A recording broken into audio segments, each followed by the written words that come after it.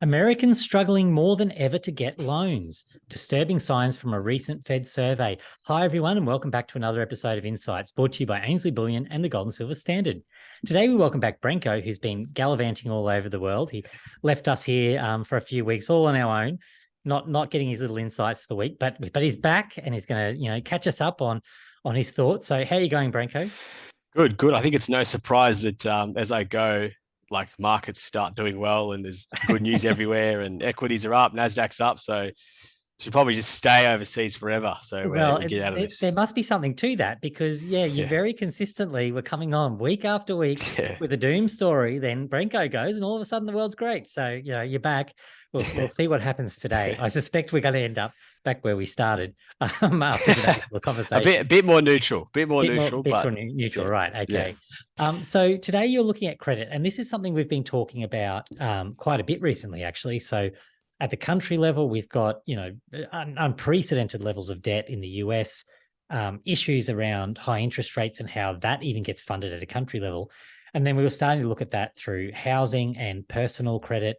So last week we were talking about credit at an individual level in Australia and how people are really struggling with credit card debt and issues like that. And today you were specifically looking at some survey results that came out of the US, and particularly, I think it was a Fed survey, wasn't it, that they were actually looking at? yeah. So I think we touched on this last week, but something I wanted to continue to focus on was this trend of like kind of consumer credit and specifically of this recent survey that discussed um, loans and applying for loans. So Yep. yeah, I So, can. so how bad is that from what you took from that survey? Look, you took, sort of overviewed it today in the news, but is it quite bad news? Yeah, I mean, it's not as bad as what we've come to expect. So like nothing's going to collapse, but it is just a bit something to keep an eye on. Like the for example, automobile loans are facing like their highest rejection rate in 5 years, and requests for like increased credit limits and credit card loan applications are up to like close to all-time highs in the US as well. So even though the economy is doing quite well, which I also want to get into, just something in the background to keep an eye on is this, that people are really struggling. And some of the stats from this are a bit alarming. Auto loans had a rejection rate of about 31%. Credit card rates, it was about 33, and mortgages are about 46. They're all like close to some of the highest we've seen in recent years. So that's actually people applying for a loan that are just not getting Correct. it.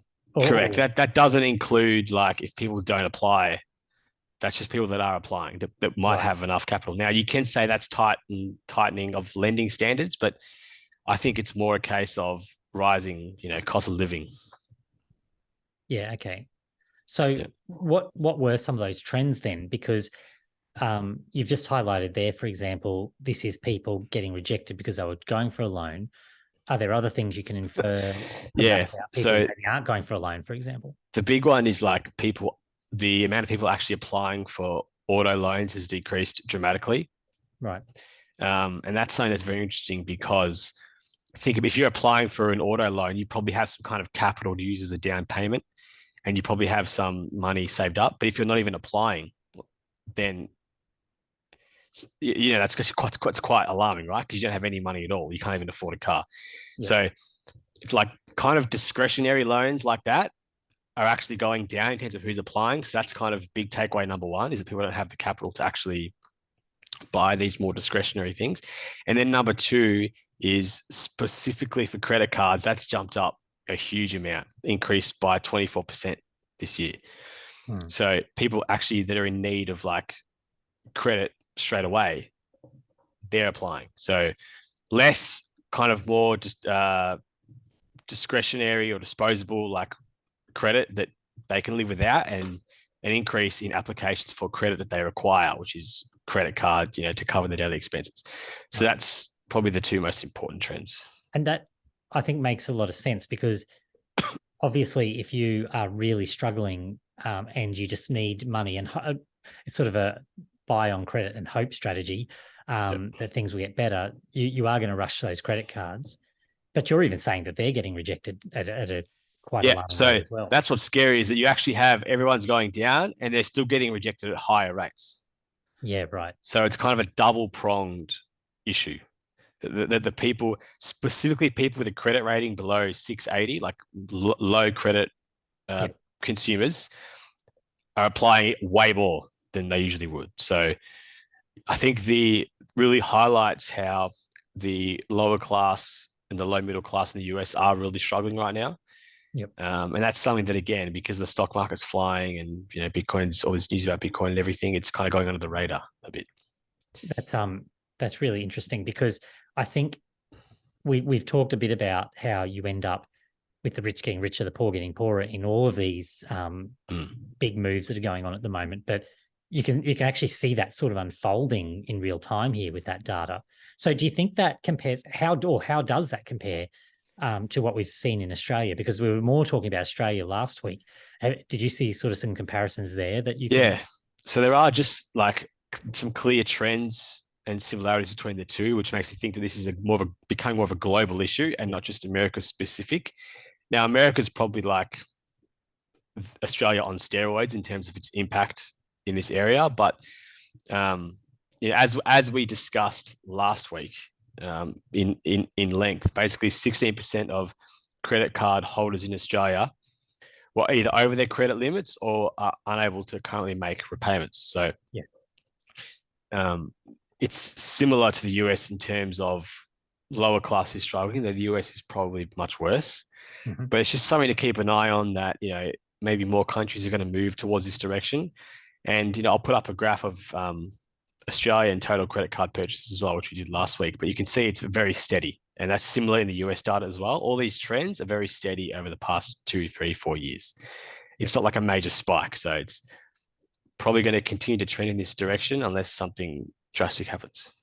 And that's an interesting point, that it can be a slow, it doesn't necessarily get a whole lot of attention because it does creep up on you slowly. It's not something that all of a sudden we've got a massive number that no one was expecting. It's just month after month negative data that just keeps piling on. Yeah, absolutely. Yeah. Okay. So let's just talk a little bit about this from a slightly different angle. We've got this background going on. I think this is where people get really confused. Why are we seeing, in your opinion, things like today, we've got the NASDAQ within striking distance. It's still got a little way to go of all-time highs. So it's just been going straight up, right? We've had the NASDAQ going straight up. We've got the US stock market going pretty much straight up, the S&P. The Australian stock market's even looking quite good. It's not that far from its all-time highs. Why have we got all this strength in the market against a background where you've clearly identified, we've talked about it in the previous weeks, people are struggling? How do you reconcile those two things? Yeah, that's a good question. I think you can also dive more into this, but as far as I read it, often the middle class, like the backbone of the economy, doesn't necessarily, in the short term, reflect share market movements. Yeah.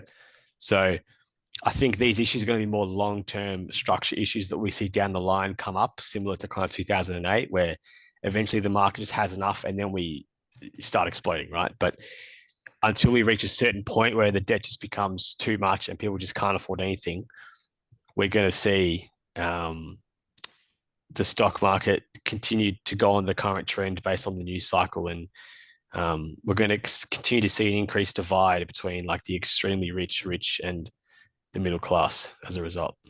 Yeah. Okay. And I think that's a fair explanation and a fair analysis, because like a lot of the things that I look at are based on liquidity. Like my personal interest is on liquidity going into the markets. And even though we've been through this period where there's supposedly been quantitative tightening and all this money being drawn out of markets, when we had those banks collapse earlier this year, all of a sudden that was reversed very quickly. There was all that money came flooding back in.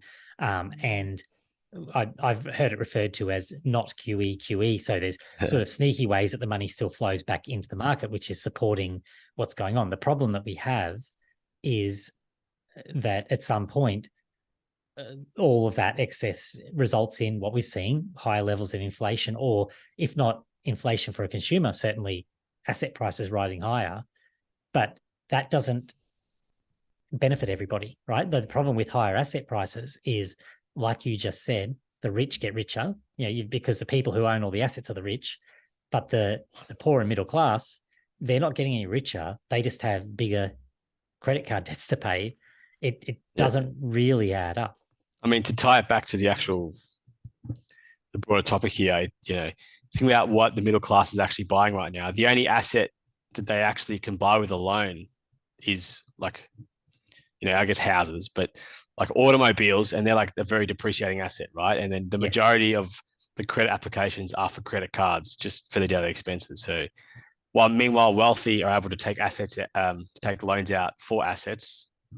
With the middle class at the moment, it's the opposite. So and that's what your data was showing right there. Yeah. They can't even access credit at the basic level of day-to-day expenses, let alone getting sort of loans of a size that allow them to buy meaningful assets. And I used to always talk about Robert Kiyosaki would refer to, from Rich Dad Poor Dad sort of fame, would say that an asset's something that puts money into your pocket, and a liability is something that takes money out of your pocket. A really basic explanation of the difference between an asset and a liability. But I think a lot of the poor and middle class, this was his argument, a lot of the poor and middle class consider something like a car to be an asset. But very few people end up with more money in their pocket because they own a car than what they started with. So by that definition, it's not an asset at all. And I think you're exactly right. That's what you've got. That's the only thing that people in those lower brackets of income can afford to buy anyway. And they're not even really assets. And then on top of that, if they've been lucky enough to be able to get a house or, a property, then they're seeing obviously which you talk about a lot, the rate rises that are slowly destroying them. Yeah. They're getting hit so on the one thing that possibly could be considered an asset. Yeah. And even Kiyosaki argues that your family home isn't necessarily, like, it doesn't usually put money in your pocket. It drains it out. But the one asset they can get a hold of is being attacked as well. So it's not a great situation. Not at all. Not at all. Okay, so Branko's clearly back, because we're ending on that note. No, it's not too bad. Like no one can afford anything, but it's okay. It's okay. Watch the NASDAQ just bloody tank now, and then next week I'll come on here and it'll be doomsday yet again. So hopefully it's all good, but we'll see. Okay. Well, it's great to have you back. Thank you, Branko. Yeah, thanks for having me. And we look forward to hearing from you again next week. Thanks, everyone, for watching. Awesome. Remember, reach out with any questions or comments on those social platforms. We do read those, and we act upon those. So we appreciate that, and feel free to do that. That's us for today. We'll actually be back tomorrow with Sam, who will also be discussing all things markets and metals. Until then, have a great rest of the day, everyone.